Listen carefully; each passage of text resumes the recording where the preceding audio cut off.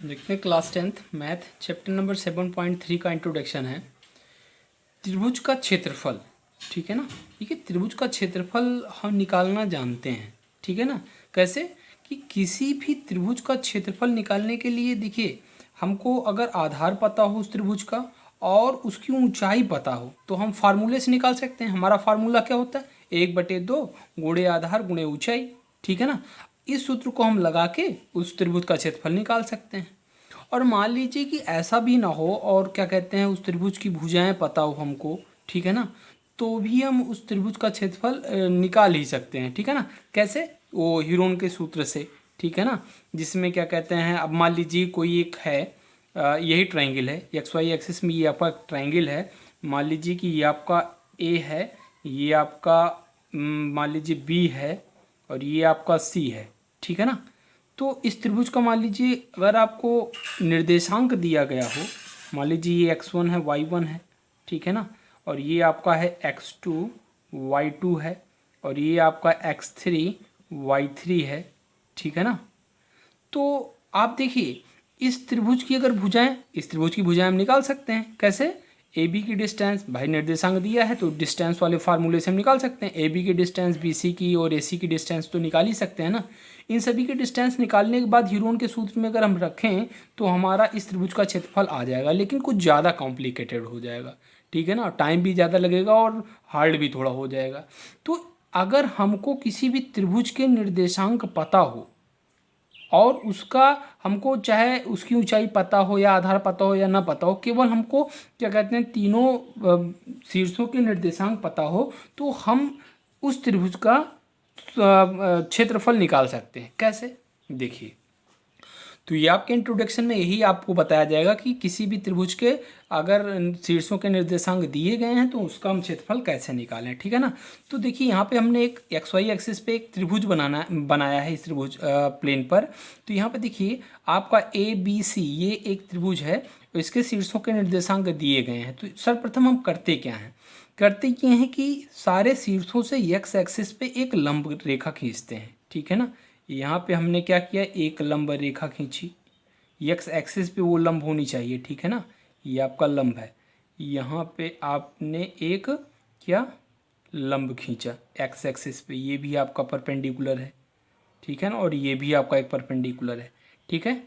तो देखिए, अब यहाँ पे आपको दिख क्या रहा होगा, यहाँ पे दिख रहा होगा, अब यहाँ पे देखिए जो खींचा है ये एक्स एक्सिस को काट रहे हैं, तो इसको हम कुछ नाम दे देते हैं। क्या? ये आपका मान लीजिए क्यू है, ये आपका P है और ये आपका हमने मान लिया कि R है, ठीक है ना। ये आपका R हो गया।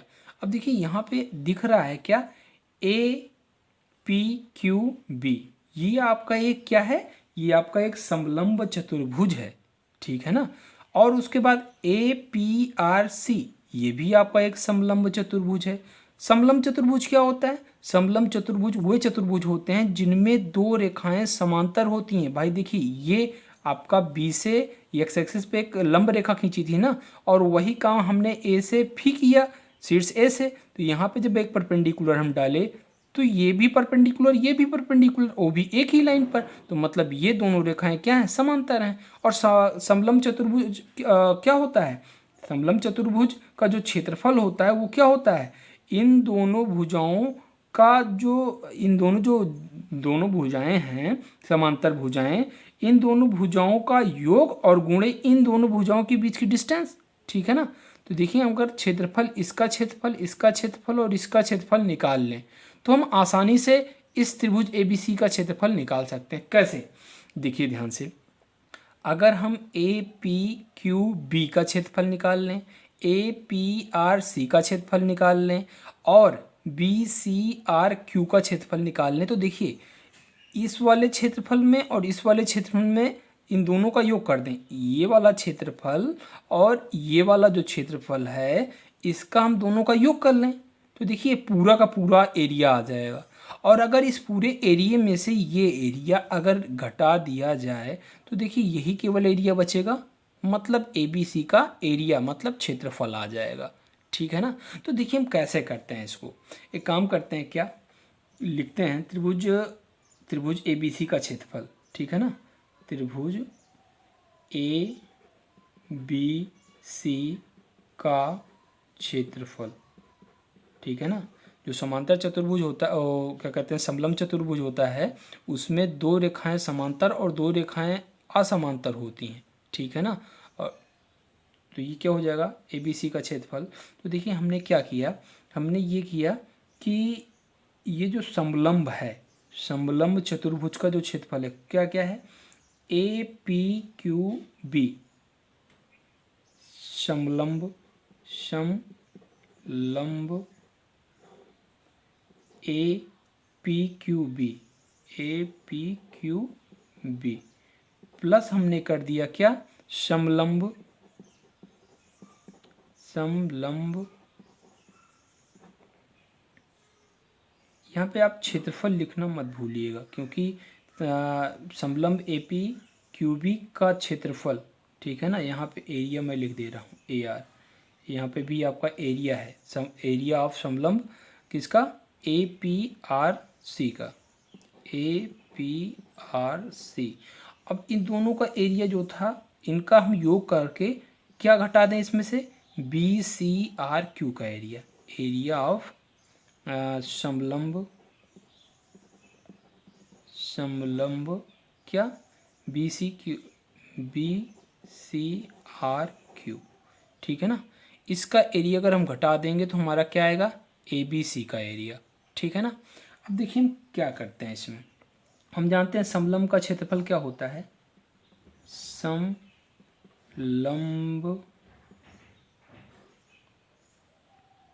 चतुर्भुज का क्षेत्रफल होता है 1/2 समांतर भुजाओं का योग, ठीक है ना। और क्या होता है, मल्टीप्लाई में होता है, क्या होता है, मल्टीप्लाई में होता है जो डिस्टेंस होती है और उनके बीच की दूरी, ठीक है ना। क्या हो जाएगा, उनके बीच की दूरी, ठीक है ना। ये आपका क्या हो जाएगा, उनके बीच की डिस्टेंस या दूरी, ठीक है ना। जैसे ये दोनों क्या है, समांतर हैं, तो क्यू पी की दूरी, ठीक है। तो देखिए हम इसको अगर समीकरण 1 दे दें तो देखिए आप ध्यान से, समलंब एरिया ऑफ, एरिया क्या हो जाएगा, ए पी क्यू बी क्या आएगा, ठीक है ना। देखिए ए क्यू पी बी, या हम एक काम करते हैं क्या, कि जो ए पी क्यू बी है इसका एरिया क्या हो जाएगा, यहाँ पे हम लिख लेते हैं 1/2। अब ये जो समांतर भुजाएं हैं, ये दोनों जो समांतर हैं इनका योग करना है, तो समांतर जो भुजाएं हैं इनकी माप क्या है, इनकी माप देखिए, यहाँ से यहाँ तक की जो दूरी है, माप मतलब लंबाई ना, यहाँ से यहाँ तक की दूरी, तो यहाँ से यहाँ तक की दूरी बी क्यू है, बी क्यू, और यहाँ से यहाँ तक की दूरी क्या है, बी क्यू हो गया ए पी, ठीक है ना, ए पी, और मल्टीप्लाई में क्या हो जाएगा, इनके बीच की दूरी मतलब क्यू पी, ठीक है ना।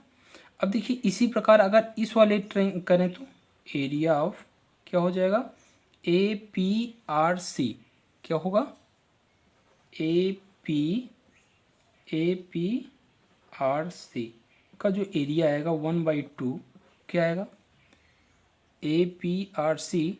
यहाँ पे देखिए ये ए पी है तो ये आपका ए पी हो जाएगा, ठीक है ना, ए पी, और प्लस में हो जाएगा आपका क्या, सी आर, और मल्टीप्लाई में क्या, डिस्टेंस पी आर। अब देखिए बाकी बचा है एरिया किसका, area of B C R Q, ये आएगा क्या 1/2। देखिए समांतर क्या है, ये दोनों समांतर रेखाएं हैं, तो मतलब बी क्यू प्लस में सी आर, और मल्टीप्लाई में क्या हो जाएगा, मल्टीप्लाई में हो जाएगा आपका क्यू आर। अब अगर ये सारी चीज़ें इसमें रख दें तो क्या आएगा, देखिए त्रिभुज या area of triangle A B C is equals to 1/2, ठीक है ना, क्या हो जाएगा 1/2 BQ प्लस में AP और मल्टीप्लाई में क्या हो जाएगा QP, ठीक है ना।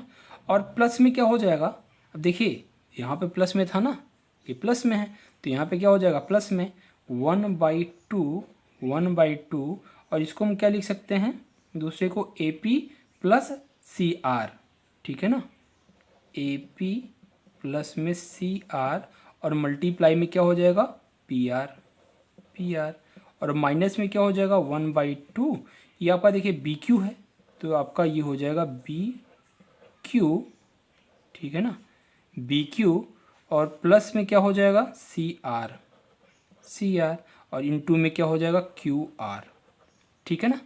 अब देखिए हम यहाँ पे सबकी वैल्यू रख रहे हैं, 1/2 तो हम कॉमन ले सकते हैं, ठीक है ना, 1/2 कॉमन ले लिए तो क्या आएगा, ध्यान से देखिए आप, यह 1/2 इस पार्ट में सब पार्ट में, तो हमने कॉमन ले लिया। अब देखिए BQ क्या है भाई, BQ मतलब यहाँ से यहाँ तक की दूरी हमने क्या मानी थी y2, तो ये आपका y2 हो जाएगा।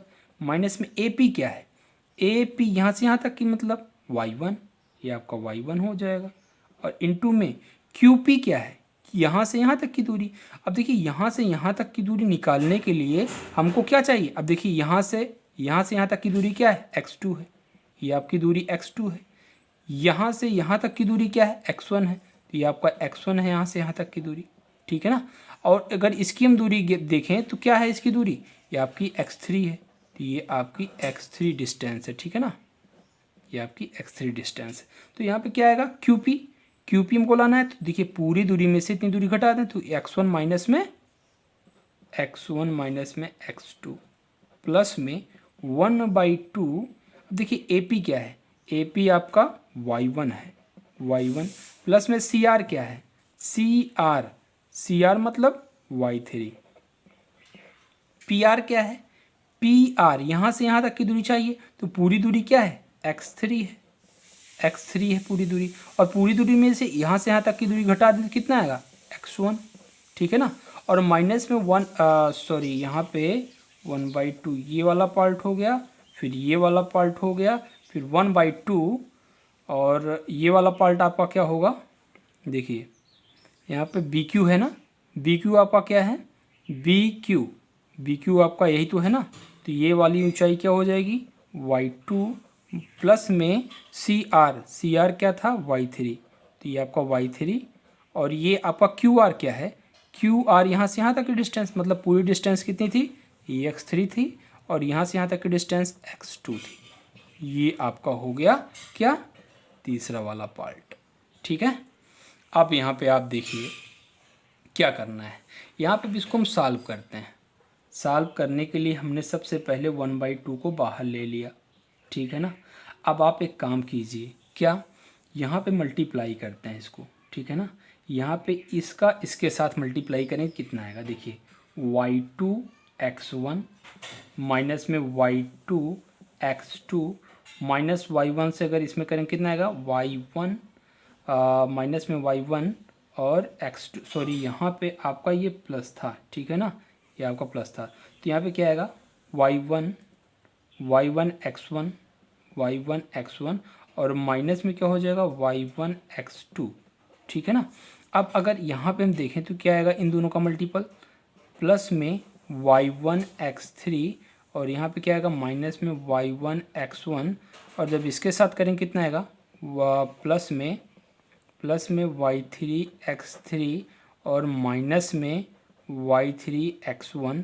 अब यहाँ पे देखिए माइनस अंदर जाएगा तो ये दोनों माइनस हो जाएंगे अगर इसमें हम मल्टीप्लाई करें तो देखिए पूरा जो साइन है इसका मल्टीपल होगा और उसका सारा साइन क्या हो जाएगा चेंज हो जाएगा, तो क्या आएगा माइनस में y2 x3। देखिए इन दोनों का मल्टीपल प्लस में आना चाहिए लेकिन ये माइनस अंदर गया तो ये माइनस में हो जाएगा।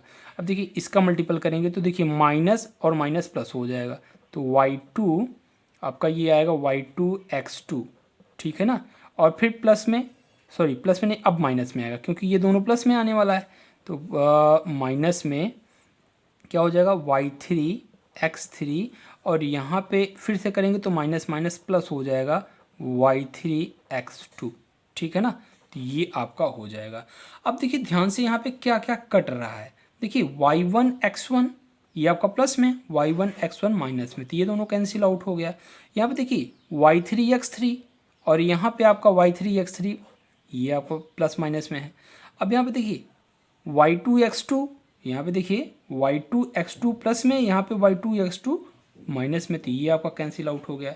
अब एक काम करते हैं, क्या 1/2 यहाँ पे x1 वाला पार्ट लेते हैं, तो क्या आएगा y2 अब यहाँ पे देखिए x1 वाला पार्ट कहाँ पे है, ये आपका x1 वाला पार्ट है, तो माइनस में y3 और उसके बाद देखिए x2 वाला पार्ट लेते हैं, तो x2 वाला यहाँ पे ये वाला पार्ट है और यहाँ पे x2 वाला पार्ट कहाँ है, ये लास्ट में है, तो ये प्लस वाला है तो इसको पहले लिख लेते हैं, तो प्लस में y3 और माइनस में y1 ठीक है ना। अब देखिए यहाँ पे अब x3 वाला पार्ट लेते हैं, तो x3 वाला पार्ट क्या हो जाएगा y1 और यहाँ पे देखिए x3 वाला पार्ट कहाँ ये है, तो माइनस में y2 ये सारे पार्ट आपके लिख लिए। देखिए 1 2 3 4 5 और ये 6, 1 2 3 4 5 6 कंप्लीट हो गया, ठीक है ना। अब देखिए यहाँ पे हम एक काम करते हैं, क्या कॉमन लेते हैं, इन दोनों में से x1 कॉमन हो जाएगा, तो क्या आएगा y2 माइनस में y3 हो जाएगा, प्लस में इन दोनों में से क्या कॉमन आ रहा है x2, तो क्या आएगा y3 माइनस में y1 हो जाएगा, प्लस में यहाँ पे देखिए इन दोनों में क्या कॉमन है x3, तो ये आपका क्या हो जाएगा y1 माइनस में y2। तो देखिए यहाँ पे ये आपका क्या है, ये है आपका एरिया ऑफ ट्रायंगल ABC। अगर कोई भी त्रिभुज आपको दिया हो, उसके शीर्ष दिए गए हों, तो हमको कौन सा फार्मूला लगाना है, ये, ठीक है ना। इसमें एक पार्ट और बचा है, क्या कि अगर मान लीजिए कि कोई त्रिभुज है और वो त्रिभुज का क्षेत्रफल शून्य है, ठीक है ना। भाई शून्य, त्रिभुज का क्षेत्रफल कभी शून्य नहीं हो सकता है, लेकिन कब शून्य हो सकता है, जब तीनों के तीनों जो भुजाएं हैं एक लाइन में ही हो, या तीनों के तीनों निर्देशांक क्या हो, एक लाइन में हो। तो देखिए दूसरा पॉइंट क्या है इसका, तीन बिंदुओं के संरेख का मतलब होता है एक लाइन में होने का प्रतिबंध। देखिए ये है क्या, ठीक है ना, इसको हम देखते हैं ये है क्या। तो ध्यान से देखिए कि मान लीजिए कि आपके पास 3 बिंदु दिए गए हैं, आपका तीनों बिंदु ऐसे हो सकता है, ऐसे हो सकता है, ऐसे हो सकता है, तो ये एक ट्रायंगल बनाएगा, ठीक है ना। अगर वो ये तीनों बिंदु जो ABC हमने मान लिया ये दिए हैं, अगर मान लीजिए ऐसा हो जाए कि ऐसे ऐसे ऐसे एक लाइन में, अगर लाइन को मिलाएं तीनों बिंदुओं को, तो ये ऐसे फिर ये ऐसे पूरी एक लाइन में, तो यहाँ पे ट्रायंगल बना ही नहीं। अगर यही बिंदु नीचे होता तो देखिए ये ऐसे ऐसे बन जाता, तो ये ट्रायंगल, ये एरिया आता बीच का, बट ऐसे नहीं, वो सीधा सीधा एक लाइन में आ गया, तब तो वहाँ पे ट्रायंगल का एरिया क्या हो जाएगा, शून्य हो जाएगा। तो मतलब अगर 3 बिंदु दिए गए हों और उनके संरेख होने का प्रतिबंध पूछ रहा हो, तो समझ लीजिएगा कि जो त्रिभुज है, जो तीनों बिंदुओं से मिलकर एक त्रिभुज बन रहा है, उस त्रिभुज का क्षेत्रफल ही शून्य है। और शून्य कब होगा, जब तीनों एक लाइन में होंगे। तो मतलब क्या हुआ कि अगर ये ABC है और तीनों क्या है, एक लाइन में है, ठीक है ना, एक लाइन में अगर ये लाई कर रहे हैं, तो आप ये समझ लीजिएगा कि वो जो ट्रायंगल का एरिया है, एरिया ऑफ ट्रायंगल ABC, वो आपका शून्य हो जाएगा, ठीक है ना। ये आपका एरिया शून्य अगर हुआ तो समझ लीजिएगा कि वो जो तीनों बिंदु थे वो एक लाइन में ही थे, ठीक है ना। तो ये आपका है इंट्रोडक्शन पार्ट।